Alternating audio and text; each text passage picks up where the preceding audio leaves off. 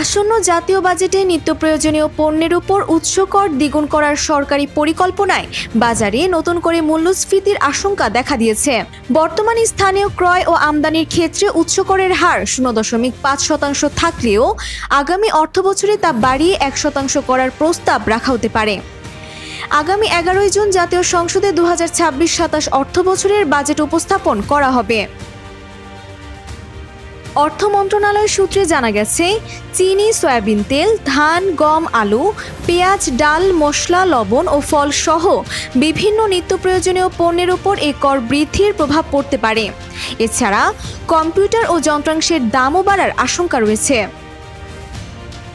চলতি অর্থবছরে সরকার বাজার স্থিতিশীল রাখতে উৎস কর 1% থেকে কমিয়ে 0.5% করেছিল। তবে সেই সুবিধা সত্ত্বেও বাজারে মূল্যস্ফীতি কমেনি।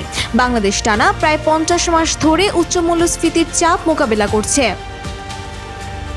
কর বিশেষজ্ঞ স্নেহাশিস বড়ুয়া বলেন, নতুন কাঠামো অনুযায়ী ব্যবসায়ীদের ক্রয়ের উপর 1% টিডিএস এবং বিক্রয়ের উপর 1% ন্যূনতম কর দিতে হবে।